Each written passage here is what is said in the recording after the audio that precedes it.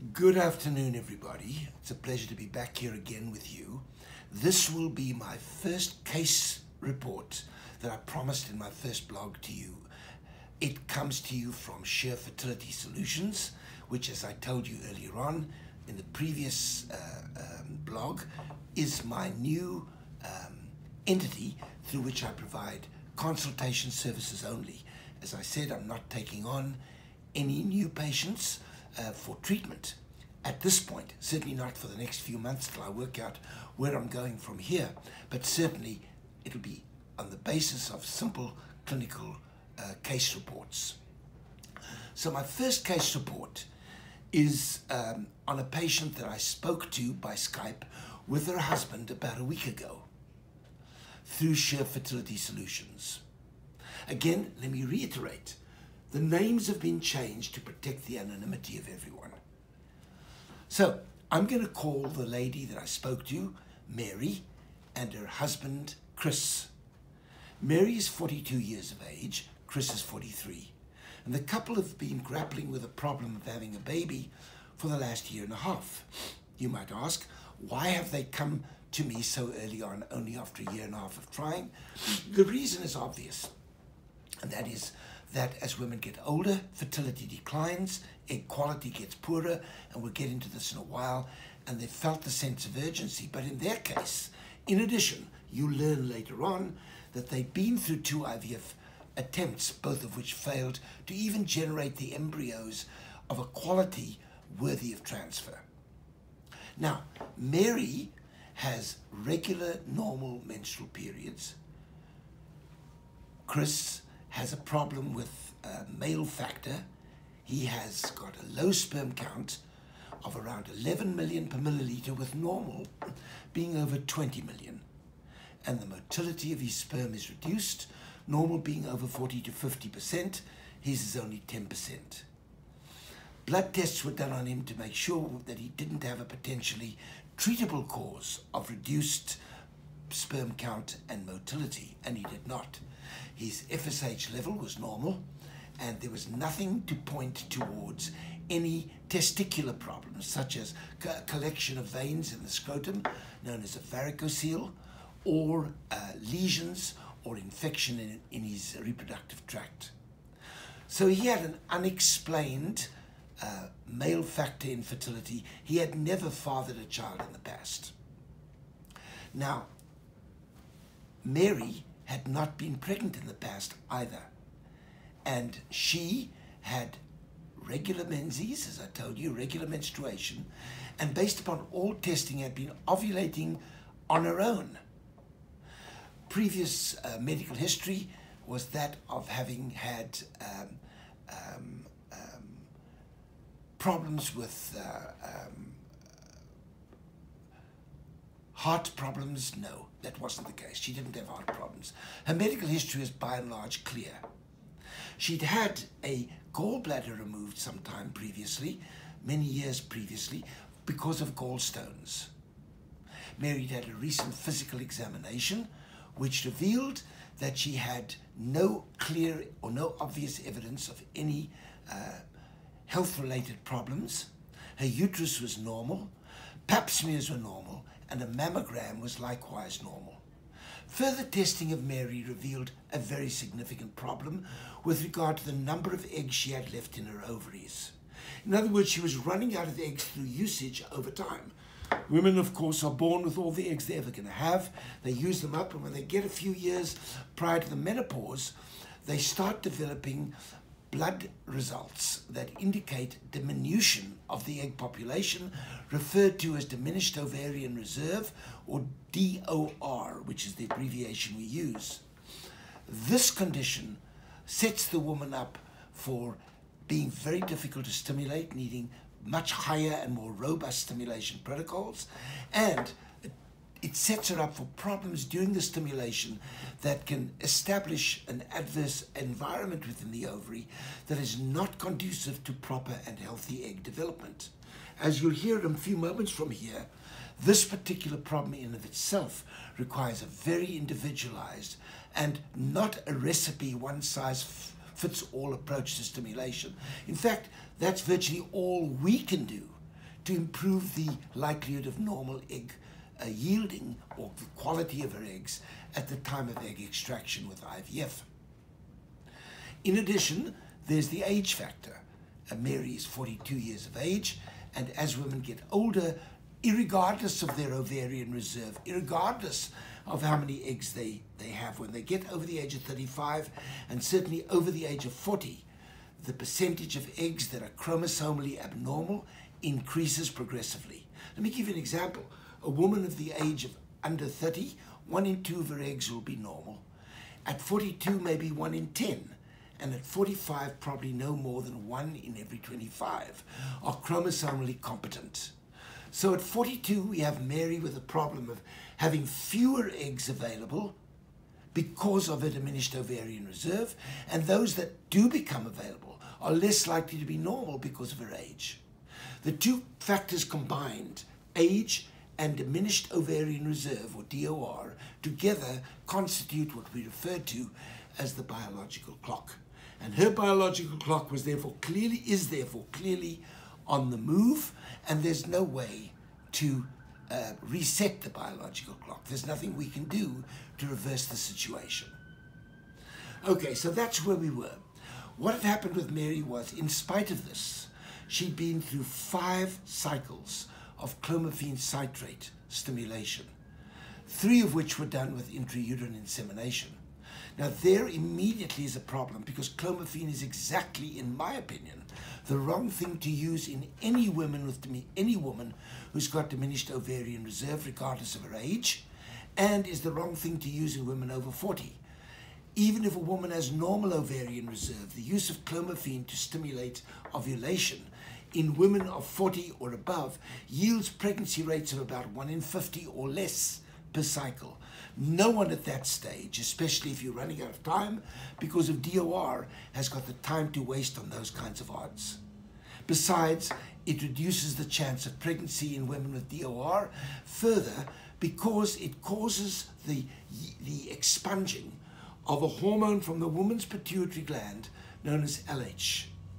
And this increased production of LH hits the ovaries, causes the ovaries to overproduce the male hormone testosterone, which has a deleterious effect on the quality of the woman's eggs and their development.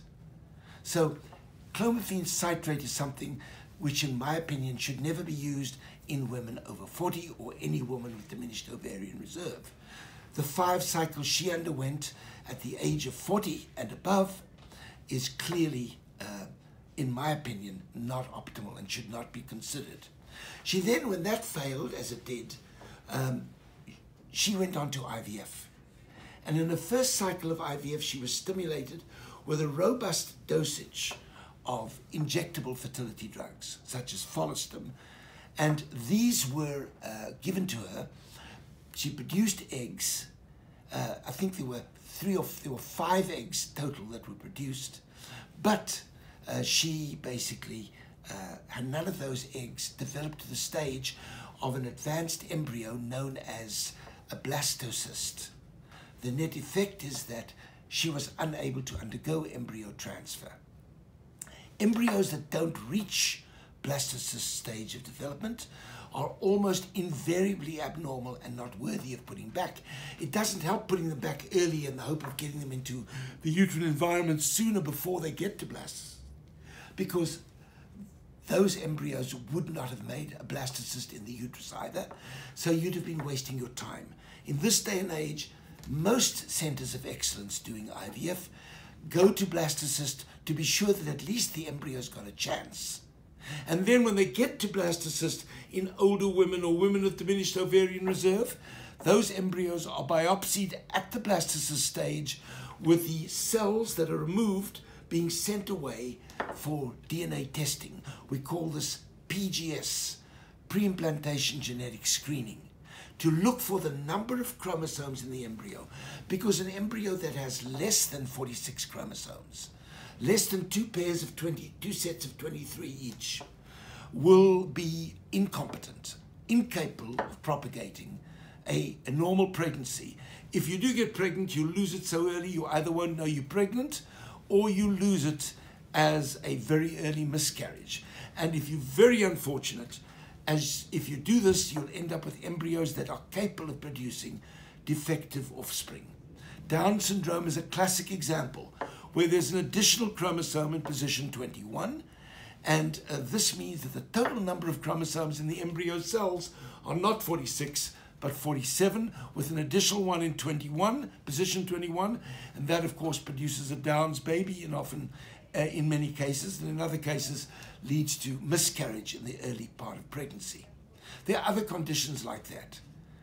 If there's an irregular quota of chromosomes, we refer to this as embryo aneuploidy, which is far more likely to occur the older the woman is, and it's more likely to occur in women who have diminished ovarian reserve, regardless of age, because of the increased effect of LH and ovarian testosterone on egg development, leading to an increased likelihood of eggs with abnormal chromosomes.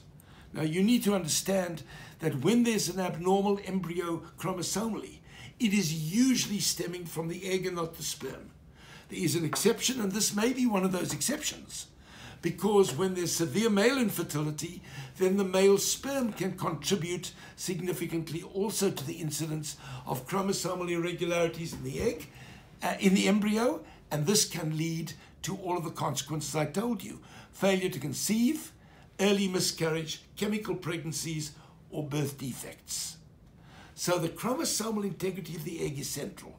And as I pointed out, age and diminished ovarian reserve in Mary and women like Mary, older women or women with diminished ovarian reserve, will set the woman up for increased likelihood of chromosomally abnormal eggs, which leads to chromosomally abnormal incompetent embryos, failure to conceive, and all of the serious consequences that I mentioned.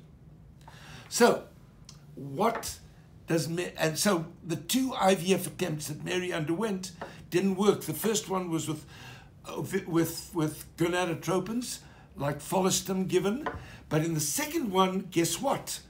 The doctor gave her clomiphene, again for IVF, and for the same reasons as I outlined earlier.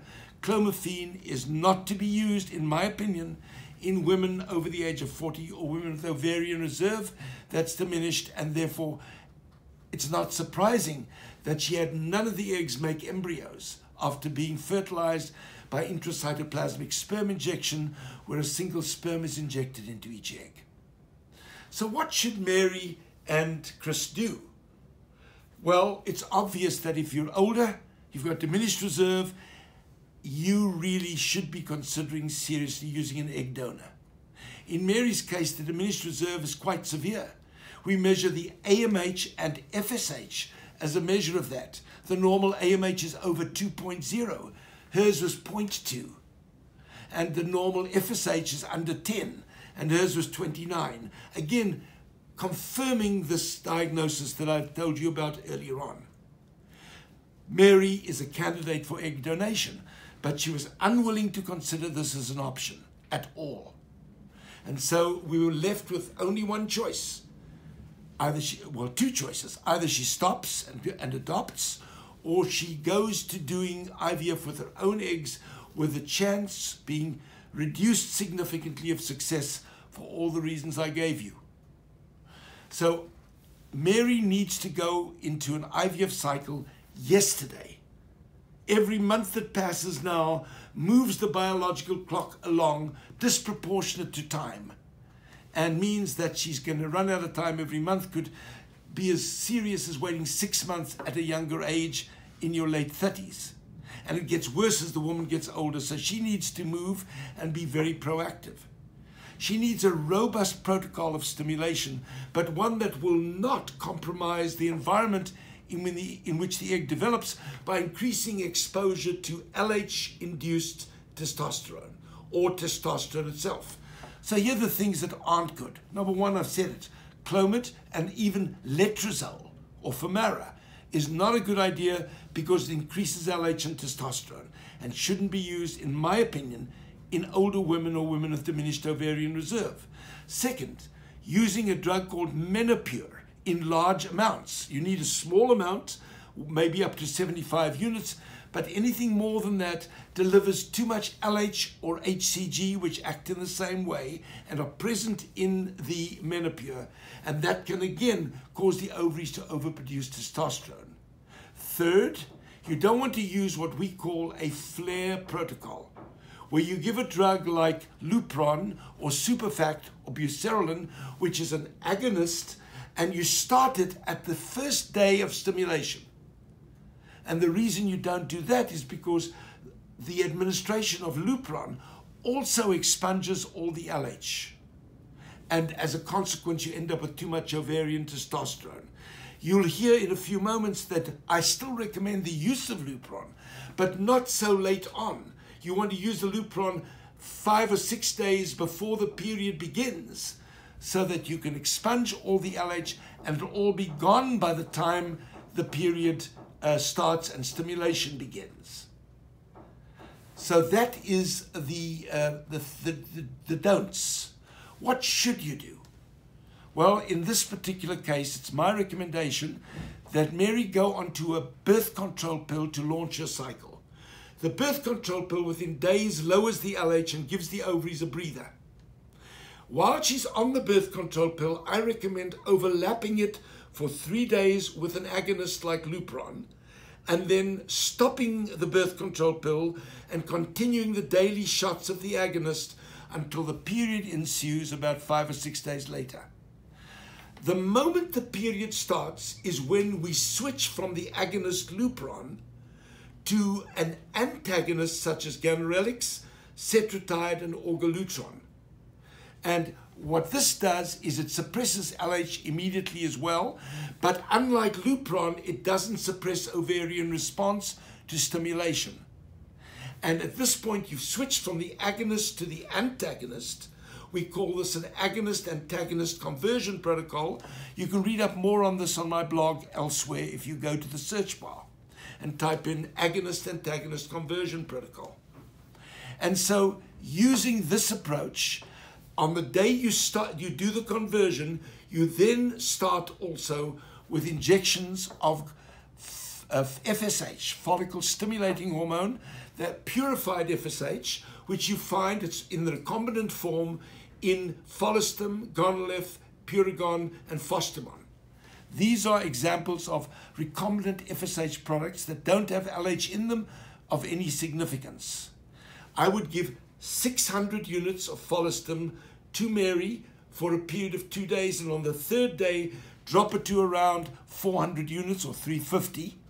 And then at that point, add in 75 units, which is only 1 vial of Menopur, because you need some of the LH in Menopur, some of the HCG in Menopur to cause some testosterone to form, because the testosterone is the building block from which the ovary produces estrogen and causes the egg to develop appropriately.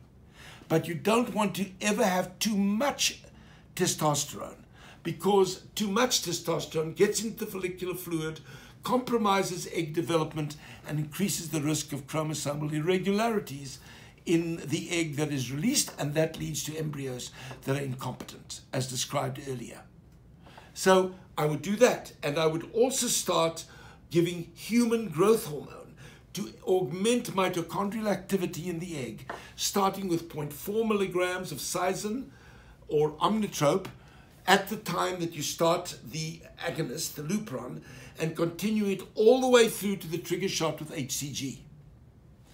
Now, at this point, I would start doing monitoring around 7 days after starting the stimulation and adding the human growth hormone, and of course doing it along with the antagonist. I would 7 days into the stimulation start doing daily ultrasound examinations and blood estrogen testing to see if the follicles are growing properly and producing enough estrogen. And if they are, when they're ready, I would trigger the woman with 10,000 units of HCG, which is Pregnyl, Profasi, or Novarel. And the other alternative is to use a drug called, what is it? Yeah, 10,000 units of HCG can be given. And then once you do that, the woman will be ready for egg retrieval 36 hours later. You can also use 500 micrograms of Ovitrel or Ovidrel, depending on where you live. That's also an HCG, but it's recombinant HCG. But you don't want to use less than 500 micrograms, and you don't want to give less than 10,000 units of HCG. Those are your options. 36 hours after giving the trigger shot, you go and remove the eggs.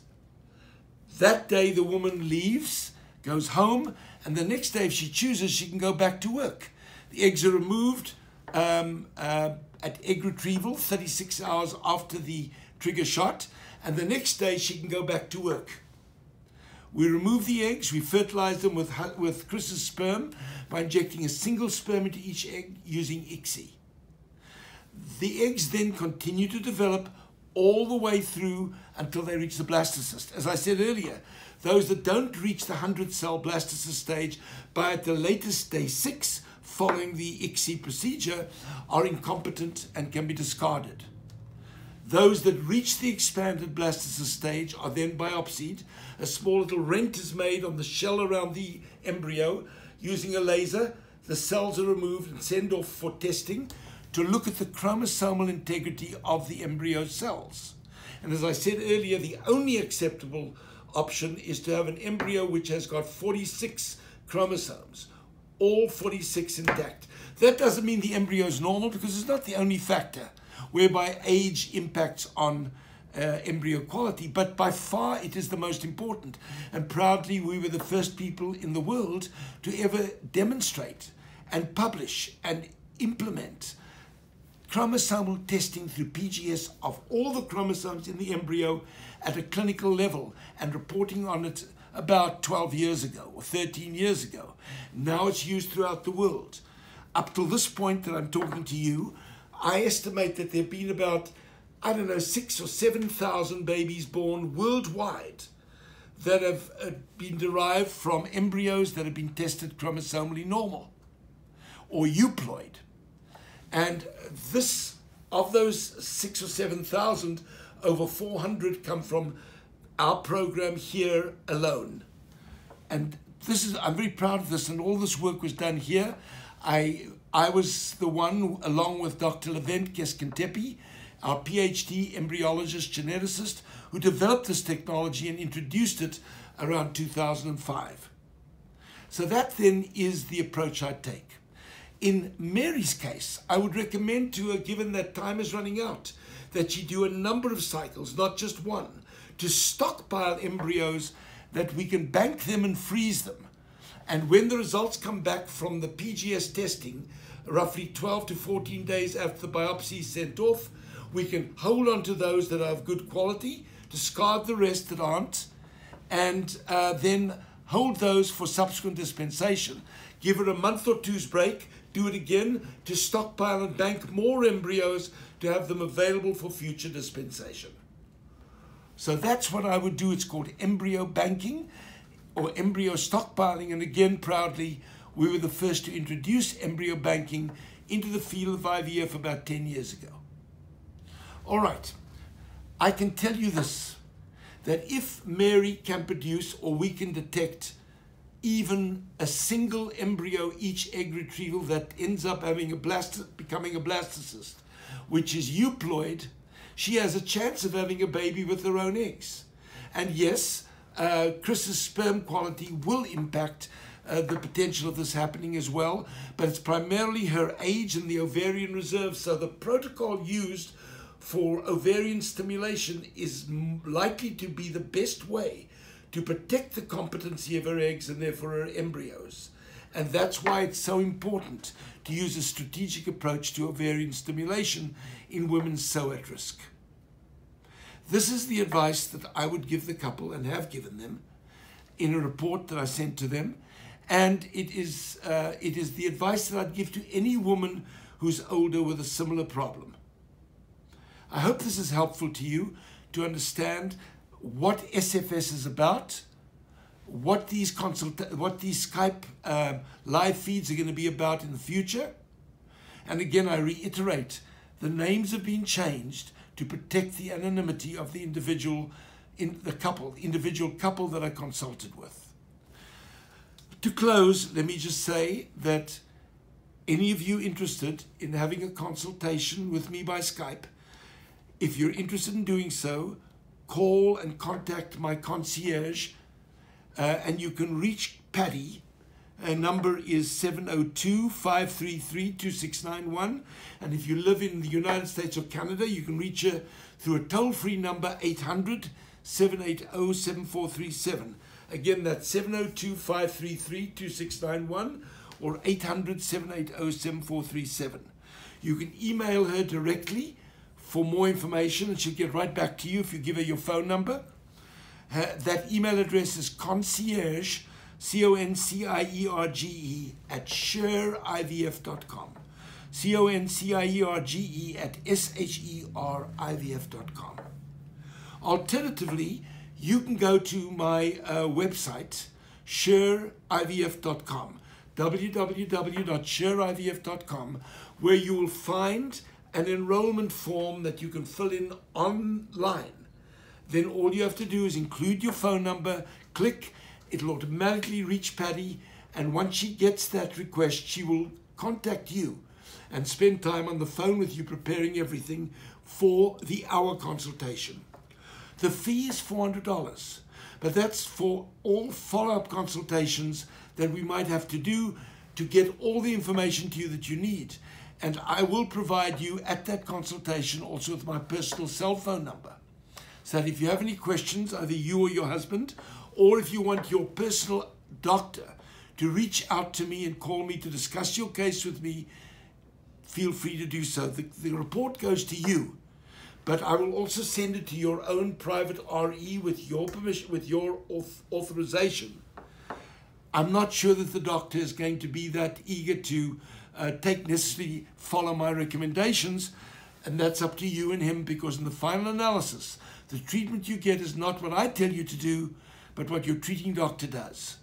Mine is simply a recommendation. I hope this is helpful, and please feel free at any time to reach out to Paddy for this consultation that I'm referring to. And I'd really appreciate it if you would spread the word around about Sher Fertility Solutions, SFS, and give anybody the information I gave you on the website and on these live feeds appearing on a weekly basis, along with the blog on a separate page on my website, which will be dedicated to case reports. Have a wonderful day.